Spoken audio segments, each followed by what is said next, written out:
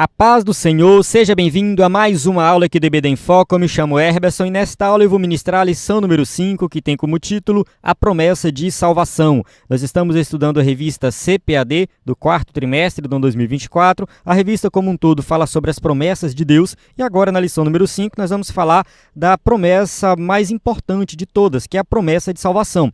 Na verdade, assim, o tema salvação é o tema principal da Bíblia. De Gênesis a Apocalipse, Deus está apresentando a mensagem de salvação. Então, assim, todas as vezes que nós vamos ministrar alguma coisa na igreja, nós temos que falar sobre salvação, nós temos que falar sobre a pessoa de Cristo, nós temos que falar como que a salvação opera em nosso coração. E essa lição aqui ela é fundamental para as próximas lições e para tudo na nossa vida. E aqui nessa lição nós temos uma passagem bíblica que está dentro do contexto da conversa de Jesus com Nicodemos, em que Jesus apresenta ali os fundamentos da salvação e também o escritor da revista apresenta vários outros versículos, várias outras passagens bíblicas falando de vários aspectos da salvação.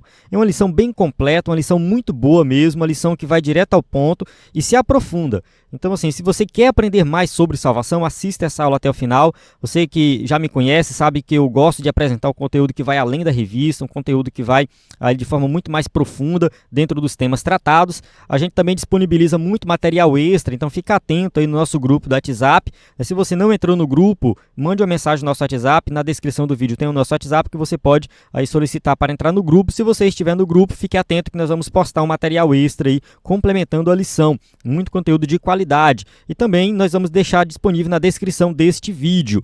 Então, assim, é um conteúdo que eu gosto muito, nós temos muita coisa aqui no EBD em Foco. Vou mostrar aqui rapidinho, só para você ver que nós temos essa parte aqui na página inicial do EBD em Foco, os slides anteriores que estão salvos em PDF e disponibilizados gratuitamente. Então, quando você clica, aparece aqui todos os slides anteriores. Aí, se você pesquisar salvação, você pode pesquisar qualquer coisa, tá? Qualquer passagem bíblica, tudo que teve postado de 2017 até hoje, de slide, vai estar aqui. Olha só, vários slides disponíveis aqui. Uma promessa de salvação, salvação, amor, misericórdia de Deus. Então, assim, muita coisa de qualidade mesmo sobre salvação das revistas anteriores. Então, slides que você pode usar para ministrar na sua igreja e aprender muito mais. Então, acesse nosso site ebdenfoco.com. Na página inicial já tem essa opção de você clicar e pesquisar aqui. Pode ser no celular ou no computador. Nós temos um slide extra também sobre salvação. Esse slide aqui ele é vendido separado aqui no EBD em Foco, porque a gente teve um custo, né, para produzir. Mas se você tiver interesse no slide sobre salvação, né, nos procure, né? Conhecendo a salvação é um slide extra que nós temos aqui. Não é o slide da lição, é um outro slide, tá? O slide da lição você também pode baixar, mas esse aqui é um outro slide. E muitos outros materiais que a gente pode deixar disponível aí também para você acessar e aprender mais sobre esse tema. Então é isso, né? Vamos avançar aqui, ó. Só para deixar bem claro, o nosso slide é 100% baseado na revista, com imagem de qualidade, vem pronto para ser usado. Então esse slide você pode ministrar aí a aula na sua igreja com ele. Em assinante do EBD em Foco, acessa os slides de adultos e jovens e vários outros bônus, né? Esses slides antigos que eu mostrei aqui, você pode baixar também em PowerPoint. Então estão disponíveis lá para quem é assinante. Quem não é assinante, baixa os slides antigos em PDF. Então, assim, a gente tem muito conteúdo de qualidade, uma equipe qualificada que produz esse material e o nosso site é ebdenfoco.com e o nosso WhatsApp que você pode mandar mensagem sempre que precisar. Então, assim, se você realmente quer se aprofundar nesse tema, acesse ebdenfoco.com, entre no nosso grupo e fique atento nas nossas postagens. Vamos para o textuário da lição. Diz assim: na verdade vos digo que quem ouve a minha palavra e crê naquele que me enviou tem a vida eterna e não entrará em condenação, mas passou da morte para a vida. João capítulo 5, versículo 24. A promessa da vida eterna é a maior bênção divina para todo aquele que crê em Jesus Cristo. Então Jesus prometeu a vida eterna, a vida que vai além dessa vida aqui. E essa vida eterna é alcançada somente por meio dele, quem crê em Cristo como Salvador. Então essa é a mensagem principal que nós temos que falar o tempo todo. A salvação é pela graça, mediante a fé em Cristo Jesus. Então esse é um tema que eu gosto muito, um tema que aqui nessa aula eu pretendo realmente me aprofundar. Então se você quer aprender mais, vamos acompanhando aí a aula até o final. A leitura bíblica em classe se encontra em João, capítulo 3, versículo 14 ao 21. É o contexto da conversa de Jesus com Nicodemos, né? João 3,16 está aqui, passagem muito conhecida. Então, nós vamos, né, citar essa passagem aqui durante a aula e explicar em detalhes. Vamos lá, introdução. A salvação é um dos mais importantes temas das páginas da Bíblia, pois é a principal promessa de Deus para a humanidade. Então, assim, é o tema principal, é a mensagem principal. Então, quando a gente vai lendo a Bíblia, né, Gênesis, Êxodo, vai passando por todos os livros do Antigo Testamento e vai para o Novo Testamento, Mateus, Marcos, Lucas, João, tá, até chegar em Apocalipse, você vai perceber um padrão, que é a mensagem de salvação. Ela está presente em todas as páginas da Bíblia. A doutrina bíblica da salvação leva-nos a conhecer quão grande é o amor de Deus para com o ser humano. Então, assim, se você quer saber como que é o amor de Deus, o quão grande é esse amor e como que nós podemos ser alcançados por esse amor, basta você estudar mais sobre salvação. É exatamente isso que nos mostra o Evangelho de João no capítulo 3, em que estudaremos a promessa da salvação, sua natureza e perseverança. Então nós vamos falar sobre esses 3 temas aqui dentro dessa aula. Então no primeiro tópico, a promessa da salvação, vamos explicar com detalhes o capítulo 3 de João. Depois nós vamos falar da natureza da salvação, vamos falar um pouco da regeneração, justificação, santificação, são temas aí muito importantes também. E por último, sobre a perseverança. O tópico 3, nós vamos falar aí da importância de perseverar até o fim. O tópico 1, a promessa da salvação. 1.1, uma maravilhosa salvação. A leitura bíblica em classe nos lembra a passagem bíblica do Antigo Testamento em Números, capítulo 21, do verso 4 a 9, que trata de um ato simbólico em que a cura física seria uma realidade para quem olhasse para a serpente de bronze no deserto e teria a maldição removida de sua vida. Vamos ler aqui o texto de Números 21, de 8 a 9. E disse o Senhor a Moisés: faze uma serpente ardente e põe-na sobre uma haste, e será que viverá todo mordido que olhar para ela. E Moisés fez uma serpente de metal e pô-la sobre uma haste. E era que, mordendo alguma serpente alguém, olhava para a serpente de metal e ficava vivo. Números capítulo 21, do verso 8 a 9. Então, assim, se você precisa ler todo o contexto para entender, né? Eu não coloquei aqui todos os versículos do contexto, porque ia ficar muito grande, mas eu vou explicar. O povo estava andando pelo deserto ainda e começou a murmurar. Então, uma murmuração era algo recorrente ali naquele povo que andava no deserto com Moisés, né? Então, o pessoal sempre reclamava, Deus castigava o povo se arrependia. E nesse momento aqui não foi diferente. O povo começou a murmurar novamente, né? Por que Moisés tirou eles do Egito, para eles morrerem no deserto e tudo mais. E aí, Deus enviou uma praga de serpentes. E as serpentes começaram a morder as pessoas e as pessoas começaram a morrer. Quando o povo começou a ver aquilo acontecer, então eles clamaram a Moisés, e Moisés foi lá e clamou a Deus, pediu, né, uma solução, e Deus deu essa solução. Falou assim: Moisés, faz uma serpente, e essa serpente de metal você vai colocar ela ali, né, no meio do povo, e o povo vai olhar para ela. Então quem for mordido e olhar para a serpente, não vai morrer. Então aquela serpente era algo simbólico, que representava aquilo que estava acontecendo naquele momento específico. Então a gente tem que ter muito cuidado para não levar essa passagem para um lado místico, né? Muita gente leva para um lado místico e hoje muitas igrejas ficam com isso, né? Coloca um objeto, tem que tocar naquele objeto, tem que olhar para aquele objeto para ser abençoado. Isso não existe. Isso aqui foi naquele contexto em que Deus colocou ali algo físico para que o povo olhasse e recebesse a cura. Não porque aquela serpente tinha algum poder, mas é porque Deus estava operando milagre através de algo físico ali. Então, ali tinha algo que o povo olhasse e, de repente, eles não morriam. A maldição não caía sobre aquela pessoa que tinha sido mordido por uma serpente. Então, eles ganhavam vida, ou seja, ficavam vivos ao olhar para aquela serpente de metal que Moisés fez segundo a ordem divina. Semelhantemente, o sacrifício de Jesus na cruz do Calvário proporciona redenção para a alma carente de salvação. João capítulo 3, versículo 14 e 15. E como Moisés levantou a serpente no deserto, assim importa que o Filho do Homem seja levantado para que todo aquele que nele crê não pereça, mas tenha a vida eterna. Então aqui Jesus pega algo lá do Antigo Testamento que aconteceu lá, que é a história da serpente, e faz um paralelo, diz que aquilo ali aponta para a sua morte.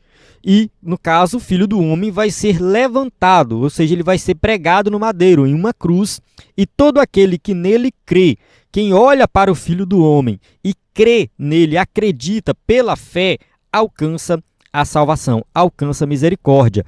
Da mesma forma que aquele povo alcançou misericórdia no passado ao olhar para aquela serpente. em vez de morrer, vivia. E agora em Cristo Jesus estamos falando da salvação eterna, da vida eterna. Então quem olhar para Cristo e crer em Cristo vai ter garantido, já tem na verdade garantido, a vida eterna. Dessa forma, o amor de Deus é revelado nas Escrituras de uma maneira que não se pode mensurar, ao ponto de entregar o seu único filho para salvar aquele que crê.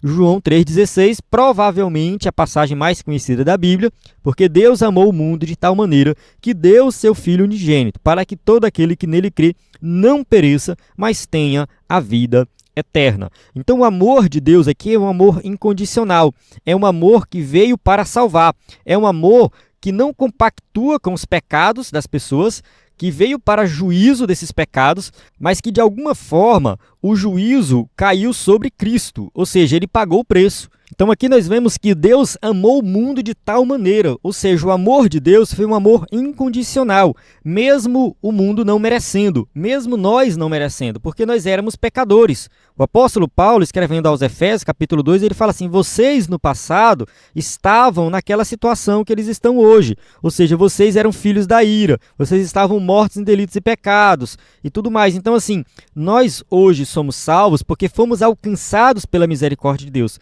fomos alcançados pelo amor de Deus. E isso aconteceu por meio de Jesus Cristo. Ele deu o seu único filho. Então, Jesus veio e morreu por nós. Ele pagou o preço que nós deveríamos pagar. Então, assim, todo aquele que nele crê não pereça. Então, só vai ter a vida eterna com Cristo quem realmente crê em Cristo como Salvador. Quem crê na obra de salvação de Jesus Cristo. A obra de salvação engloba toda a sua vida. Nós temos que crer em Jesus por completo, desde o seu nascimento até a sua ressurreição e ascensão aos céus. A gente fala muito do sacrifício de Cristo, o sacrifício ele é muito importante. É no sacrifício que Jesus paga o preço que nós deveríamos pagar, mas nós cremos também no Cristo que ressuscitou, subiu aos céus e continua intercedendo por nós. A encarnação do Filho de Deus foi algo eterno, para sempre. Jesus assumiu a forma humana e essa forma permanece até hoje. Até hoje ele continua como ser humano e ao mesmo tempo Deus. Ele é o Deus homem por toda a eternidade e ele continua intercedendo por nós. Essa preciosa promessa traz duas realidades. Vamos falar de cada uma aqui. A primeira é a de quem crê não será condenado. João capítulo 3, versículo 18, parte A. Quem crê nele não é condenado. Ou seja, se nós cremos em Cristo como Salvador, a condenação ela já deixou de existir. Ela não existe mais. Nós já estamos em um estado agora que a condenação não nos atinge. É instantâneo, é momentâneo. Quem crê em Cristo não é condenado. Agora nós temos garantido a vida eterna. E a segunda realidade é que quem não crê já está condenado. João capítulo 3, versículo 18, parte B. Mas quem não crê já está condenado, porquanto não crê no nome do unigênito Filho de Deus. Então, assim, tem muitas pessoas por aí que dizem que acreditam em Deus, que creem em Deus, mas essa fé em Deus, ela não é nada se não for através de Jesus Cristo. Se a pessoa não crê em Jesus como Salvador, se a pessoa não confiar que a vida e a morte e a ressurreição de Cristo é fundamental para a sua salvação. Quem não crê em Cristo como Salvador, quem não crê na obra de Cristo, já está condenado, já vive por natureza a condenação eterna. Porque todos nós nascemos na condenação, nós nascemos com a natureza pecaminosa, já nascemos condenados, nós praticamos vários pecados na nossa vida, então a condenação vem por causa dos nossos pecados. Deus proveu o meio de salvação, que foi Cristo. Quem recusa Cristo continua nessa condenação. E a recusa a Cristo também é um pecado. Então a pessoa comete mais um pecado, que só afasta ela cada vez mais de Deus. Então, assim, a condenação, ela vem por causa dos nossos pecados, e ao recusar crer em Cristo como Salvador, a pessoa sela essa condenação. Por isso que o texto diz que já está condenado. Logo, a salvação é um maravilhoso presente de Deus para todos os que creem em seu Filho. Então é isso, é um presente de Deus, foi dado gratuitamente, ninguém paga pela salvação, o preço foi pago por Cristo. Jesus pagou o preço, nós só precisamos crer, nós só precisamos aceitar Jesus como Salvador, só precisamos entregar a nossa vida a Ele, para que Ele tome conta de todos os aspectos da nossa vida. Vamos para o tópico 1.2, a obra de salvação. O Evangelho de João nos mostra que a obra de salvação é uma providência de Deus para salvar o ser humano de uma condenação eterna.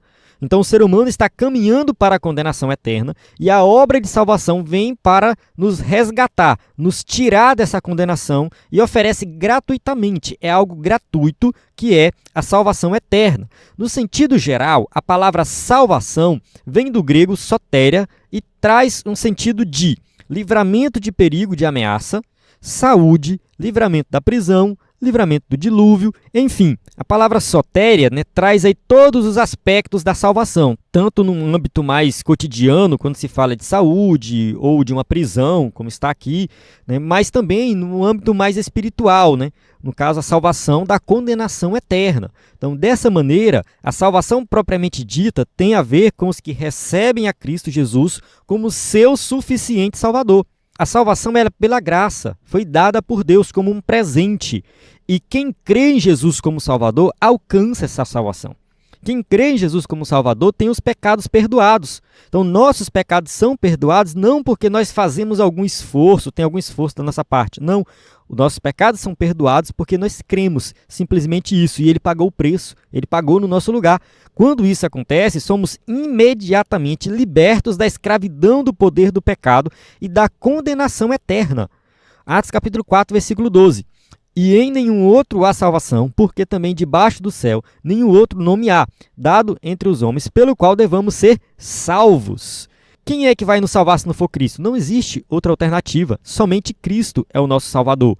Então, ao crer em Jesus como Salvador, nós somos imediatamente libertos da escravidão, imediatamente libertos do poder do pecado, da condenação eterna. Cristo pagou o preço e agora somos salvos por meio dele.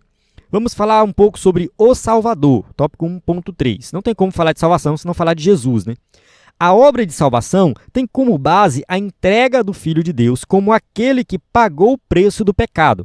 É muito importante nós enfatizarmos aqui o real significado da morte de Cristo na cruz do Calvário.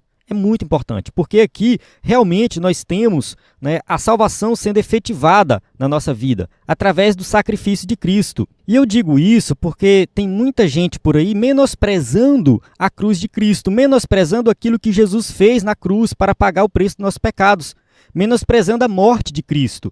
Recentemente, olhando aqui no YouTube, eu vi um vídeo do Pablo Marçal, acho que ele estava numa conversa bem informal, e ele falou bem assim: qual a dádiva de Jesus ter morrido na cruz? E aí ele fala mais algumas besteiras lá, tipo assim, menosprezando, falando que morrer na cruz ali para Jesus, no caso de Jesus, era algo sem nenhuma dádiva, sem nenhum significado real, entende? E assim, eu não quero falar aqui do Pablo Marçal, porque nem acompanho ele, não sei a crença dele, não sei o que ele crê e tudo mais, mas assim, essa frase dele, qual é a dádiva de Cristo ter morrido na cruz? Isso é preocupante, é muito preocupante. Porque a pessoa simplesmente ignora e menospreza o mais importante da Bíblia. E aqui não é a questão simplesmente de morrer numa cruz, porque assim, o Império Romano matava muitas pessoas na cruz, muitas pessoas foram crucificadas. Só que a cruz, para nós, ela tem um significado muito mais profundo, porque a Bíblia diz que o Cordeiro de Deus foi morto desde a fundação do mundo, lá em Apocalipse capítulo 13, versículo 8. E do ponto de vista divino, Jesus morreu na cruz desde o início, desde a eternidade. Então, assim, a cruz é um marco principal, ela tem um acontecimento histórico, porque aconteceu há cerca de 2000 anos atrás. No entanto, nós temos um significado cósmico profundo que vem desde a eternidade. Ali na cruz estava o próprio Salvador, ali na cruz estava o Deus Todo-Poderoso encarnado. Então, assim, o preço pago na cruz do Calvário por Jesus tem um significado muito profundo. Não foi qualquer um ali naquela cruz, mas foi o nosso Salvador, entende? Então, assim, é algo tão profundo que eu defendo a ideia que o que Jesus fez na cruz foi tão complexo que nós vamos ter a eternidade para procurar compreender isso e não vamos compreender 100%. Hoje a gente crê, a gente tem uma compreensão, mas essa compreensão ela vai muito além da revelação que nós temos. Eu acredito que na eternidade nós vamos ter uma compreensão muito mais profunda da cruz de Cristo e essa compreensão vai ser algo que nós vamos estar o tempo todo desfrutando dela e aprendendo mais sobre ela. entende? Para compreender realmente o que Jesus fez na cruz do Calvário. Isso aqui é algo muito profundo. Então, assim, não devemos menosprezar em nada, nenhum aspecto da salvação. Inclusive, essa é uma orientação que tem em Hebreus capítulo 2. Jesus é o nosso Salvador, como bem expressa o termo grego soter, Salvador, libertador, preservador e conservador. A passagem aqui da segunda carta de Pedro, capítulo 1, versículo 11, diz assim: porque assim vos será amplamente concedida a entrada no reino eterno de nosso Senhor e Salvador Jesus Cristo. Então, assim, a entrada no reino eterno de Deus. Esse reino já começou aqui e agora, nós já participamos dele, mas ele vai se revelar de forma plena e completa mais adiante, é na eternidade. E a entrada nesse reino vem através de Jesus Cristo. Tudo gira em torno de Jesus. Assim sendo, o Evangelho de João nos revela que todo ser humano foi corrompido pelo pecado e por isso precisa de um Salvador. Então, quando Adão e Eva pecaram, caíram, eles transmitiram para todos os seus descendentes essa natureza pecaminosa. Nós nascemos com essa natureza corrompida, condenada, nascemos de costas para Deus. Esse Salvador, revelado em João 3, 16 e 17, nos garante a gloriosa promessa de salvação. Todo aquele que nele crê não pereça, mas tenha a vida eterna. Então, a vida eterna ela é garantida por meio do nosso Salvador Jesus Cristo. Somente por meio de Cristo. Não tem salvação em nenhum outro nome. Não tem salvação de nenhuma outra maneira. Não tem salvação de nenhuma outra alternativa. É somente por meio de Cristo. É somente quem ouve falar de Cristo, crê em Jesus como Salvador e permanece nele. Então, a vida eterna só acontece por meio de Cristo Jesus. Quem se arrepende, crê e permanece em Jesus, jamais perecerá eternamente. Ou seja, vai desfrutar de uma comunhão eterna com todos os salvos e com a Trindade, com o Pai, o Filho e o Espírito Santo por toda a eternidade. Tópico 2, a natureza da promessa de salvação. Então, aqui nesse tópico, a gente vai entrar em detalhes em alguns aspectos da salvação. A gente vai falar aqui da justificação, da regeneração e da santificação. São 3 aspectos muito importantes que acontecem ao mesmo tempo, podemos dizer assim, levando em consideração aqui que a santificação é algo progressivo que vai até o fim da nossa vida. Vamos lá. 2.1, justificação. O que é justificação? Vamos entender agora. Um dos aspectos da obra salvífica que está apresentando em termos bíblicos é a justificação. Então, assim, a justificação é um tema que está presente na Bíblia. A Bíblia fala que nós somos justificados em Cristo Jesus. E quem é alcançado pelo Evangelho de Cristo e crê no Filho de Deus, com todo o seu coração, é declarado justo, isto é, livre da culpa e do merecimento da punição divina. Então, observe que eu venho falando desde o começo da aula que nós nascemos com a natureza pecaminosa, nascemos condenados, nascemos com as costas viradas para Deus, ou seja, andando na direção contrária. E quando nós cremos em Jesus como Salvador, nós deixamos de ser condenados e passamos a ser salvos. E essa salvação não implica na vida eterna com Deus. Agora, aqui entra um aspecto importante. Por que que isso acontece? Por que que nós fomos declarados justos? Então, a justificação é um termo jurídico que era usado naquela época e também nos dias de hoje, muito menos hoje, mas naquela época era usado esse termo, fora do contexto da Bíblia, para dizer que uma pessoa não tinha mais condenação.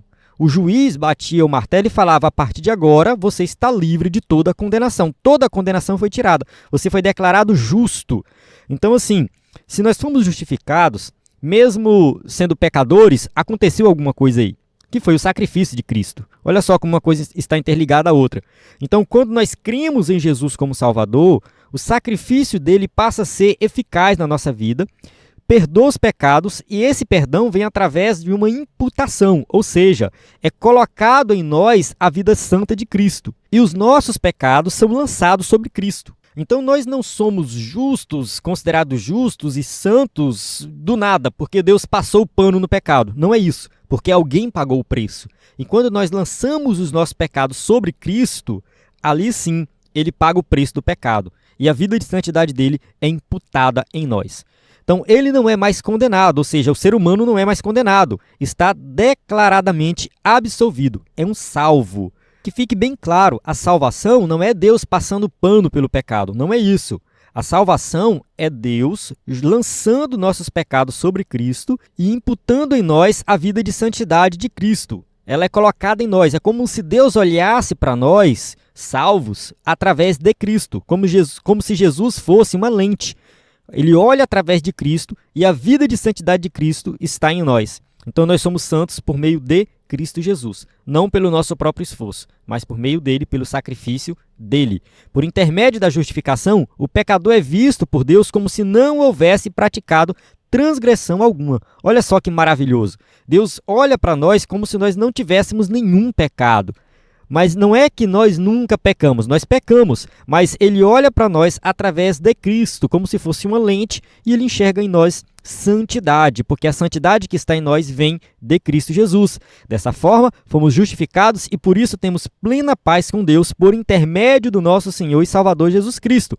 Romanos capítulo 5, versículo 1. Sendo, pois, justificados pela fé, temos paz com Deus por nosso Senhor Jesus Cristo. Então aqui a justificação é apresentada como algo que é alcançado pela fé, não pelo esforço próprio.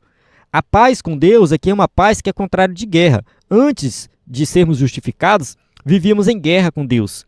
Nós não tínhamos comunhão com Deus. O estado natural do ser humano é esse, sem comunhão com Deus. No entanto, pela fé, fomos justificados e hoje nós temos o quê? Paz com Deus. Isso acontece por meio de Cristo. Então, que fique bem claro que a justificação é algo pontual. Acontece no momento exato. Você crê em Jesus e automaticamente, naquele mesmo momento, você é justificado, declarado justo. Agora tem a regeneração, que é um outro aspecto da salvação que é diferente da justificação. Vamos lá. Para que a obra de salvação apresentada no Evangelho de João 3 se manifeste na vida do salvo, é necessário que ocorra a regeneração, denominada de novo nascimento no mesmo capítulo. Vamos ler aqui João 3, de 1 a 6. Havia entre os fariseus um homem chamado Nicodemos, príncipe dos judeus. Este foi ter de noite com Jesus e disse-lhe: Rabi, bem sabemos que és mestre vindo de Deus, porque ninguém pode fazer estes sinais que tu fazes, se Deus não for com ele. Jesus respondeu e disse-lhe: na verdade te digo, que aquele que não nascer de novo não pode ver o reino de Deus. Disse-lhe Nicodemos: como pode um homem nascer sendo velho? Porventura pode tornar a entrar no ventre de sua mãe e nascer? Jesus respondeu: na verdade te digo, que aquele que não nascer da água e do Espírito não pode entrar no reino de Deus. O que é nascido da carne é carne, e o que é nascido do Espírito é Espírito.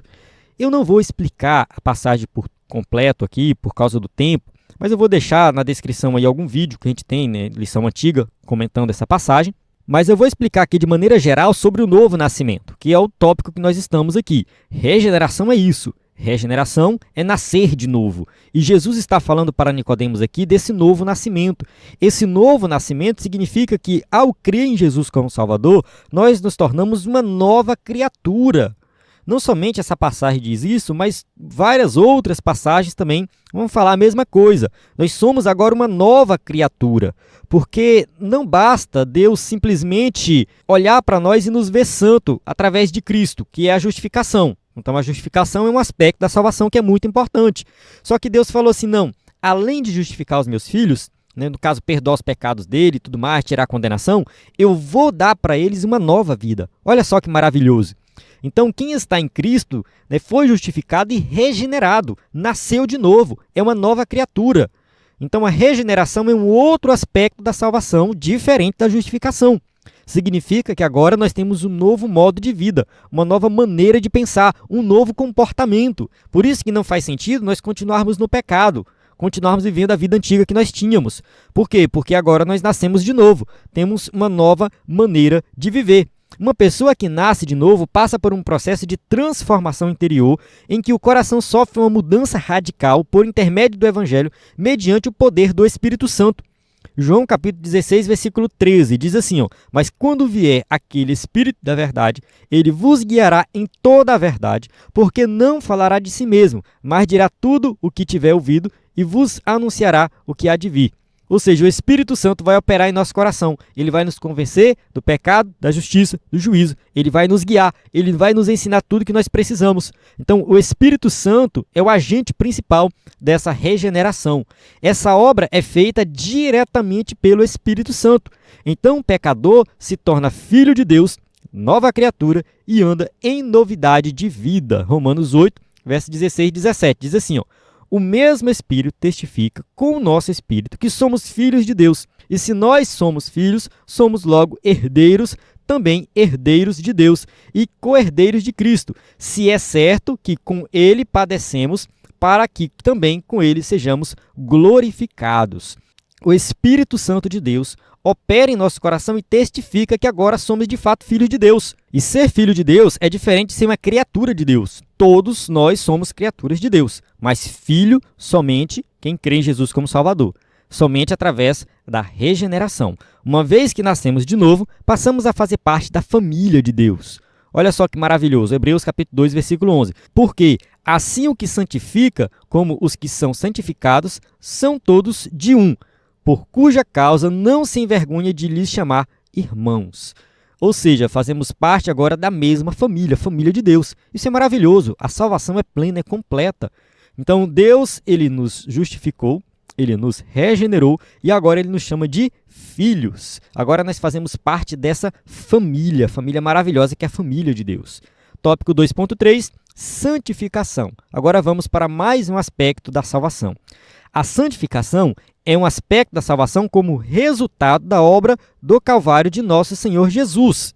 Então, a santificação também faz parte ali da obra de Cristo na cruz do Calvário. Tudo está relacionado à obra de Cristo na cruz. Não podemos menosprezar a cruz. Em primeiro lugar, por meio da justificação e da regeneração, somos santificados por Deus de maneira posicional, ou seja, imediatamente. No Antigo Testamento, quando alguma coisa era santificada, significava que aquilo era separado para ser usado exclusivamente na obra de Deus. Então, a santificação traz essa ideia de viver separado. A Bíblia diz que Deus é santo, santo, santo.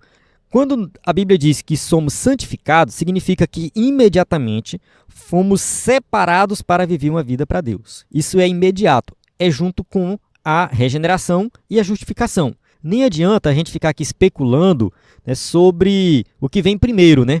Tem até um debate que o pessoal faz aí, que o que vem primeiro é a regeneração ou é a fé?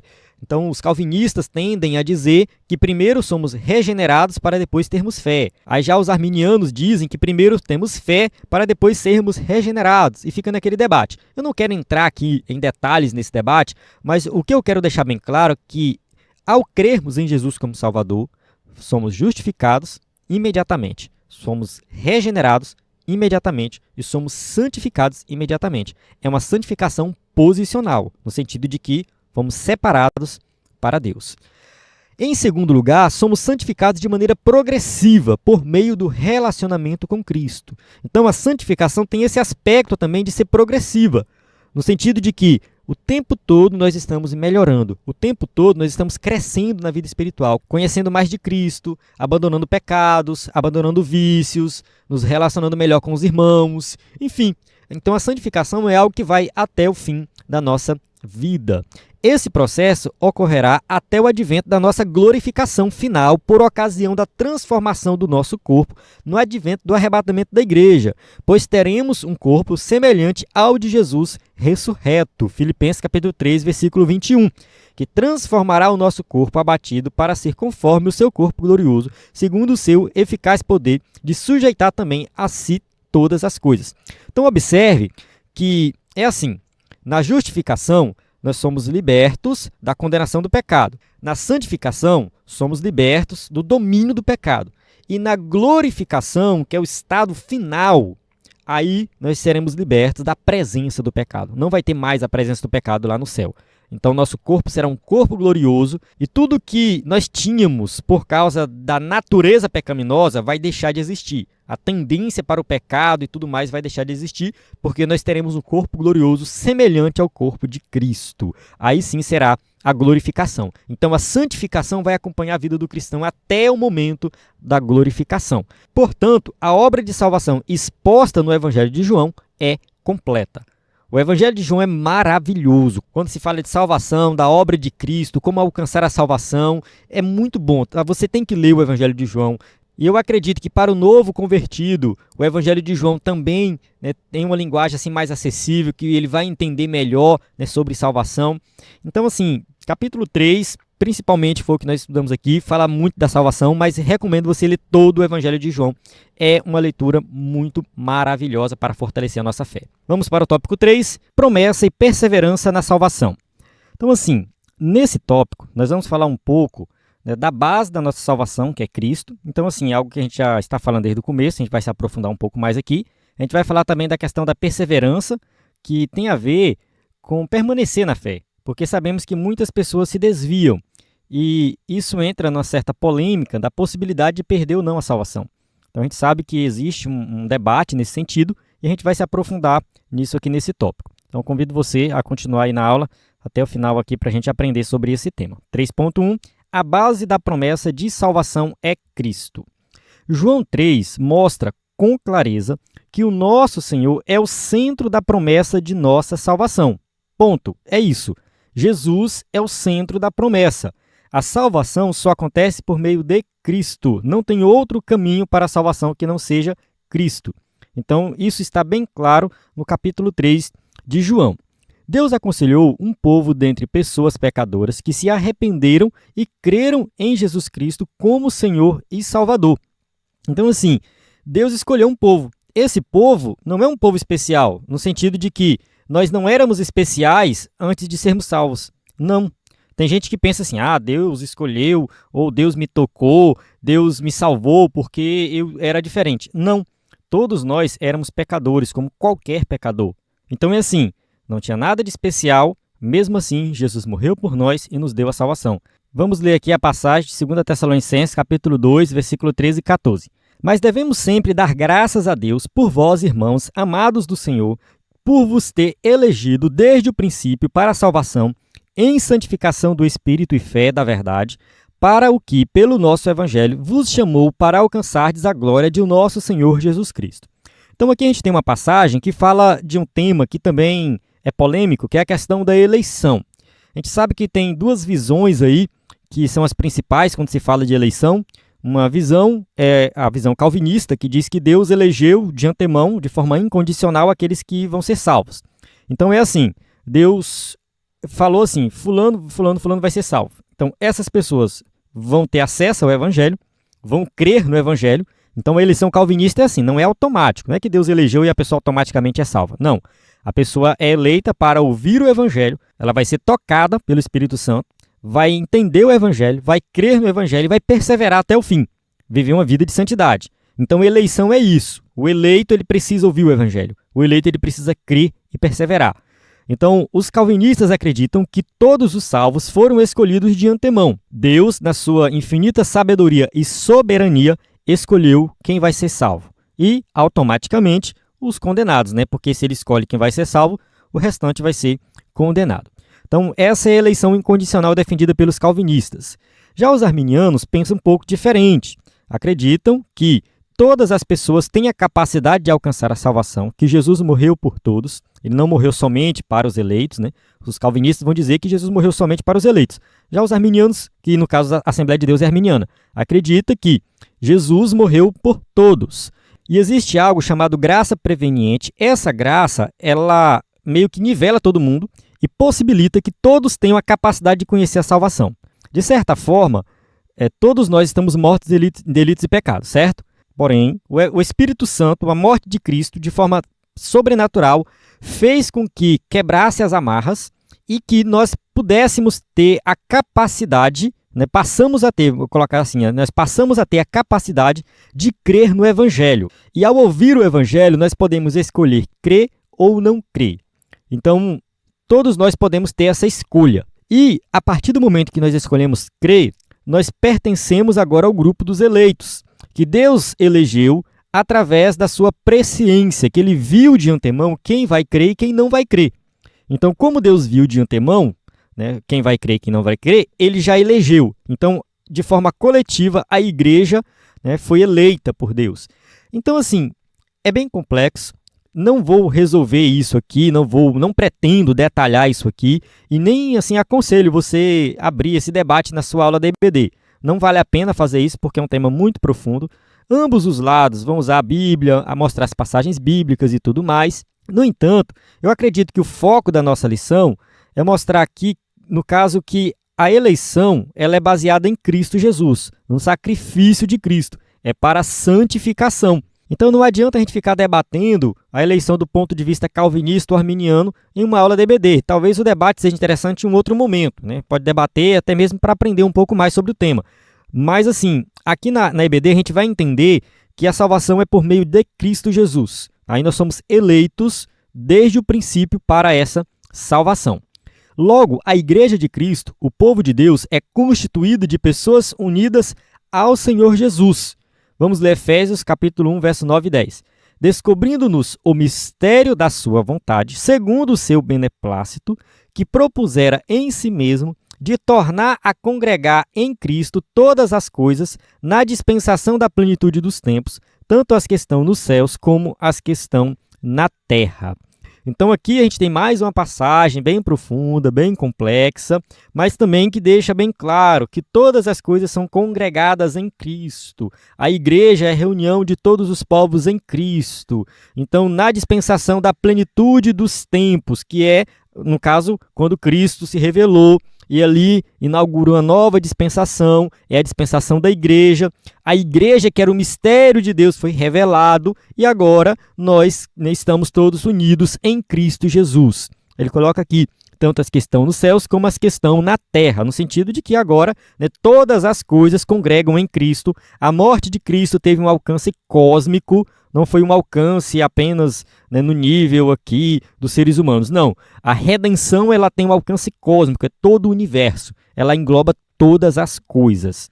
Assim, fazemos parte do corpo de Cristo, e isso só é possível por causa da obra consumada no Calvário. Efésios capítulo 1, versículo 7. Em quem temos a redenção pelo seu sangue, a remissão das ofensas, segundo as riquezas da sua graça. Então, nós temos a redenção onde? No sangue de Cristo. Redenção, um termo usado na época do mercado de escravo, quando um escravo era comprado por alguém e era liberto. Esse escravo era redimido. Então, nós temos o quê? Uma redenção. Éramos escravos do pecado, Cristo nos comprou pelo seu sangue, ele remiu, ou seja, perdoou os nossos pecados, nossas ofensas, segundo as riquezas da sua graça, ou seja, a riqueza aqui é algo extraordinário, maravilhoso, é infinito, é poderoso, o sangue de Cristo é poderoso. Inclusive, no EBD em Foco, nós temos um sermão que fala sobre o sangue de Cristo. Se não me falha a memória, é o precioso sangue de Cristo. É um sermão muito bom, vou deixar o link na descrição, só que ele está disponível apenas para assinante. Tem alguns sermões que estão liberados para todos, vou ver se esse está. Mas, enfim, é um sermão que vale muito a pena você ler esse sermão. Vamos para o tópico 3.2, a apostasia individual. Nas Escrituras, também encontramos uma grande advertência concernente à promessa da salvação. Então é assim, a salvação ela é alcançada pela fé, é a graça de Deus, favor imerecido, enfim, está disponível para nós. No entanto, ao assumir essa responsabilidade de crer em Jesus como Salvador, a gente precisa levar a sério. Não é brincadeira, é coisa séria. Nós temos que ter reverência, nós temos que crer nessa promessa, nós temos que viver essa promessa, é uma entrega completa. Então tem advertência, muita advertência mesmo. A Bíblia vai falar o tempo todo de nós preservarmos, permanecermos na fé, sermos perseverantes. Então a Bíblia nos mostra que a salvação não é incondicional, pois as pessoas podem resisti-la. Então aqui é a questão da salvação condicional e incondicional. A salvação incondicional é aquela que a pessoa ouve e crê. Não existe essa questão da resistência porque ela já foi tocada pelo Espírito Santo, foi eleita, Então essa é incondicional. Nós acreditamos que a salvação é condicional, no sentido de que a pessoa pode ouvir o evangelho, entender o evangelho e recusar.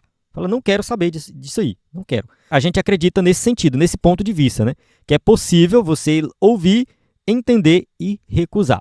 E também mostra que os que a receberam, experimentaram o amor e o perdão de Deus, podem romper esse relacionamento rejeitando por completo os ensinos fundamentais revelados na palavra de Deus, caso apostasia doutrinária, bem como tornando-se novamente escravos da prática do pecado, que é a apostasia moral. Bem, aqui a gente vai falar de mais um tema polêmico, que é a questão da possibilidade de perder a salvação. Quando eu falo polêmico, é porque existe um outro ponto de vista que confronta essa visão que a gente tem, e aí o pessoal faz muitos debates aí. E quando a gente estuda as Escrituras de forma mais detalhada, a gente percebe que ao mesmo tempo que a Bíblia diz que a salvação está garantida e que ninguém vai tomar ela de nós, ela também diz que existe a possibilidade de nós cairmos da fé. Então, tenha as duas visões dentro da Bíblia. Os calvinistas, por sua vez, vai dizer o seguinte, que o eleito de Deus, que realmente foi tocado pelo Espírito Santo, que crê no Evangelho, ele vai perseverar até o fim. Não é que a salvação está garantida, que ele pode pecar e fazer o que ele quiser, que ele vai ser salvo. Não é isso. É que se ele de fato for um eleito, ele vai perseverar até o fim, ele vai ser fiel e vai ser salvo. Não existe a possibilidade dele perder a salvação, porque é algo garantido. Já os arminianos, como a gente já entende aqui na Assembleia de Deus, existe sim essa possibilidade. A pessoa pode crer no Evangelho, experimentar as bênçãos do Evangelho e depois voltar a ser escravo do pecado. Se você estiver assistindo pelo vídeo, está vendo a imagem aí. Então a pessoa aceita Jesus, participa, prega, canta, depois ela desvia e volta para o mundo. Nós conhecemos pessoas assim. Eu acho que todo mundo que está me assistindo conhece alguém assim. Aqueles que acreditam que não é possível perder a salvação, eles vão dizer que a pessoa nunca foi salva. Não, fulano nunca foi salvo. Estava na igreja, mas nunca entendeu a salvação. Já aqueles que acreditam que é possível perder a salvação, vai dizer, não, a pessoa foi salva, sim, estava com a salvação garantida e voltou para o mundo. E aqui eu quero apresentar algo, que muita gente tem dúvida. Assim, nós não perdemos a salvação quando praticamos um pecado. Tipo assim, pequei, perdi a salvação. Aí eu vou lá e peço perdão, a salvação volta. Aí eu pequei de novo, perdi a salvação. Aí eu peço perdão, a salvação volta. Não é assim que funciona. A apostasia, do jeito que a Bíblia ensina, que eu vou mostrar daqui a pouco algumas passagens bíblicas, tem a ver com o estado de prática do pecado e de abandono da doutrina. A pessoa simplesmente abandona a verdade e vai viver no mundo. Tem essa possibilidade, a pessoa tem uma apostasia doutrinária, ela deixa de crer. E tem aquela pessoa que está na igreja, crê em tudo, dá o dízimo, apresenta o filho na igreja, participa de tudo, mas vive uma vida de pecado. Então essa pessoa já apostatou-se da fé. É o que o escritor aqui chama de apostasia moral. Então a apostasia é quando a pessoa realmente se entrega ao pecado e fica com a mente cauterizada. Então ninguém vai perder a salvação porque cometeu um pecado. Não é assim que funciona. Nós vamos pecar o tempo todo, irmãos. Não adianta, entende? Ainda temos a natureza pecaminosa. Por mais que a gente busque a santificação, por mais que a gente busque ficar longe do pecado, a gente vai pecar, a gente vai errar. Só que a postura do verdadeiro crente diante do pecado é de arrependimento, é de abandonar aquilo. Ele vai lutar, de certa forma, para abandonar aquele pecado. Ele vai se preocupar em viver uma vida de santidade. Existe essa preocupação. Então, você pecou, você não perdeu a salvação. Se você tem uma postura de arrependimento, se você tem uma postura de alguém que realmente quer mudar. Então, tem a ver com a completude da sua vida, Vou colocar assim, com tudo que você faz, a tua postura diante de Deus. Agora, tem gente que está na igreja, peca e não está nem aí para isso, não se arrepende e toma isso como base da sua vida, o pecado. Aí essa pessoa já perdeu a salvação, ela já se afastou de Cristo. Saiba que se você errou, você pode orar e pedir perdão. Não precisa esperar o próximo culto de Santa Ceia para pedir perdão. Tem crente que fica o mês inteiro com medo de ir para o inferno, porque só acha que vai ser perdoado só se chegar lá no culto e ajoelhar lá na frente no dia de culto de Santa Ceia. Eu vejo muitos pastores fazendo isso, chamando o pessoal para orar. Eu até gosto de ir na frente, receber oração no dia de culto de Santa Ceia, mas eu tenho a certeza de que o perdão não veio porque eu fui lá na frente. O perdão veio porque Cristo morreu por mim na cruz do Calvário. Ele já me perdoou e eu posso pedir perdão dos meus pecados na minha casa. Eu não preciso ir na igreja pedir perdão e tal. Agora, a gente tem que ter um pouco de cuidado porque tem casos de pecados que são públicos, que a igreja está sabendo, tem um pecado que você faz com seu irmão, você ofendeu o irmão de forma direta. Aí, nesse caso, é bom você conversar com seu pastor, talvez seja necessário um pedido público de perdão. Enfim, você resolveu o problema. Já aconteceu comigo de eu ter desentendido com um irmão, ele nem era da minha igreja, e um dia ele apareceu lá na igreja, fazer uma visita, e a pregação foi justamente em cima do amor ao próximo e tudo mais, de perdão, e eu fui lá e pedi perdão para ele publicamente e tudo mais, enfim, fui lá e resolvi o problema, entende? Estava com aquilo no coração, a gente não estava bem, e eu pedi perdão, ele me perdoou e ficou resolvido. Então, assim, tem casos e mais casos. Mas entenda, de certa forma, que é a sua postura de maneira geral. Está na dúvida? Converse com o seu pastor. Pastor, estou passando por esse problema, cometi esse pecado, eu preciso de ajuda. e tenta resolver o problema. A igreja é isso. A gente não pode definir aqui uma regra. Não, você tem que fazer assim. Não. Tudo é ajustado de acordo com a realidade. A gente teve uma lição anterior aí sobre disciplina. Falamos bastante sobre isso. Vale a pena você conferir depois. Vamos avançar, né? A isso denominamos apostasia, que implica uma rebelião contra Deus, abandono proposital da fé que uma vez nos foi entregue. Então a pessoa se afasta de Deus de forma proposital. Então isso que é apostasia, é assim que a gente considera que alguém perde a salvação. Há diversos registros bíblicos que confirmam essa possibilidade. Tem várias passagens aqui, e eu coloquei mais algumas aqui no próximo slide, né? No caso que não está na revista, mas eu coloquei.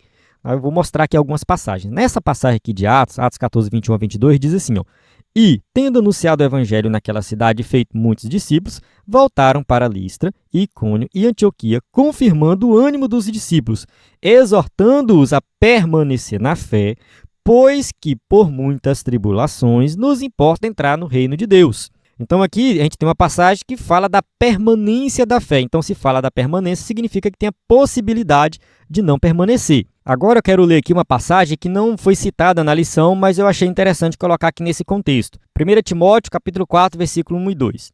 Mas o Espírito expressamente diz que, nos últimos tempos, apostatarão alguns da fé, dando ouvidos a espíritos enganadores e a doutrinas de demônios, pela hipocrisia de homens que falam mentiras, tendo cauterizado a sua própria consciência. Então aqui Paulo está falando que nos últimos tempos muitos vão se afastar da fé. A apostasia, que a gente definiu agora há pouco, implica uma rebelião contra Deus, abandono proposital da fé. Muitos vão se afastar da verdadeira fé, vão se afastar de Deus e vai dar ouvidos a espíritos enganadores.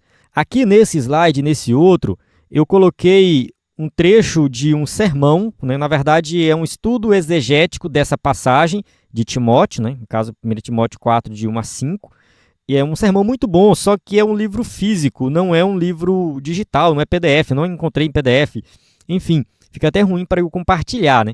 Se eu conseguir digitalizar ele, eu disponibilizo. É só esse sermão aqui, na verdade é esse estudo exegético. Então aqui tem algumas passagens que falam sobre isso.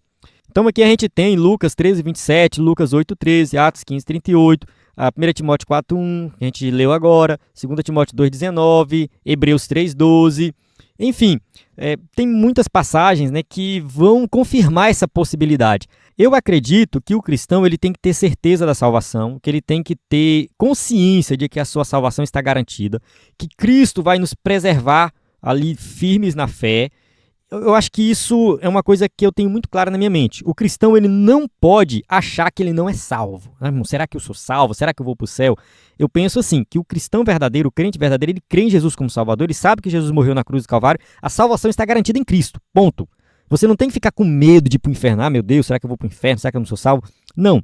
A gente tem sim que nos questionar algumas vezes, melhorar cada vez mais e crer que Jesus morreu na cruz do Calvário e que ele perdoa os pecados e ponto final. No entanto, nós temos que levar a salvação a sério e perseverar, porque essa passagem de Hebreus 3,12 diz assim, ó, vede, irmãos, que nunca se ache em qualquer de vós um perverso coração de incredulidade para se apartar do Deus vivo. Então, aqui está dizendo que existe essa possibilidade de alguém que vai deixar entrar no coração a incredulidade e se afastar de Deus. Então, a gente tem que evitar essa incredulidade. A gente tem que evitar, né, qualquer coisa que nos leve a viver no pecado. Qualquer pecado, por menor que seja, a gente tem que cuidar e tratar logo. Eu vou abrir um parênteses aqui rapidinho só para falar do pastor Agnaldo Betti, que comentava as lições de EBD, era uma benção e tudo mais, e aí foi preso, né, com pornografia infantil, se não me falha a memória.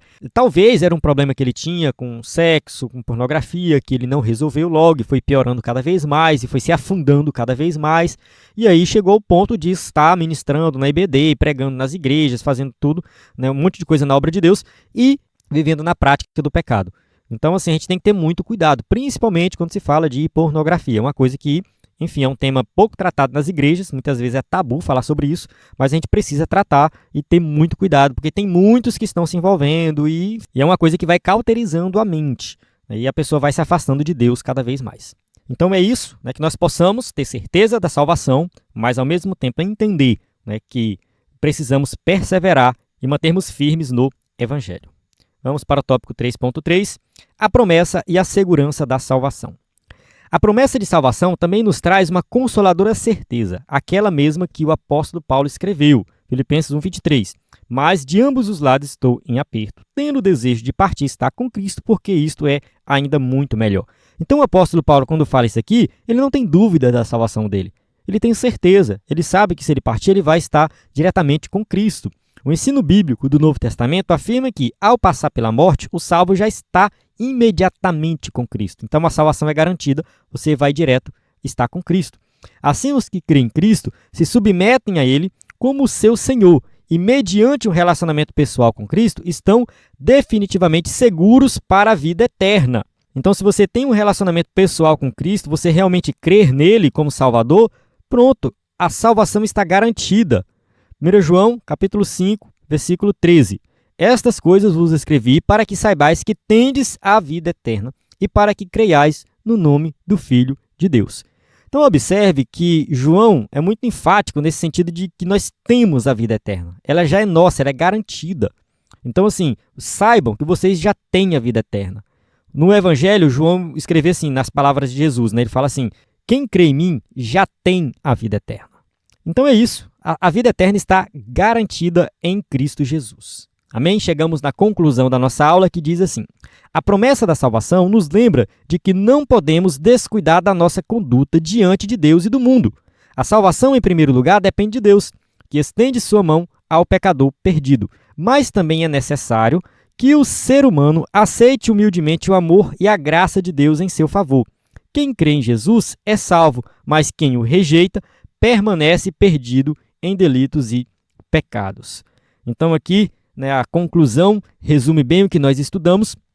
A salvação é uma obra exclusiva de Deus. Deus estendeu a mão para o pecador perdido. Ele amou o mundo, mesmo nós não merecendo. Não merecíamos em nada sermos salvos. Não existe nenhum mérito nisso. Então, pela sua graça, né, nós fomos alcançados. E quem crê em Jesus é salvo. E quem rejeita permanece perdido em delitos e pecados, né? Escravo do pecado. Mas quem aceitou está com a vida eterna garantida e basta ter cuidado para não cometer o pecado da apostasia. Amém? Então chegamos no final da nossa aula. Aqui nós temos as perguntas para quem vai usar o slide na igreja. E mais uma vez, lembrando nosso site, ebedenfoco.com, o nosso WhatsApp, que você pode mandar mensagem sempre que precisar. A assinatura do EBD em Foco dá direito aos slides de adultos e jovens, vários bônus, conteúdo de qualidade que vai te ajudar muito aí a ministrar uma aula de excelência na EBD. Então, na plataforma EBD em Foco, você tem tudo o que precisa para ministrar uma aula de excelência na EBD. A paz do Senhor, até a próxima aula.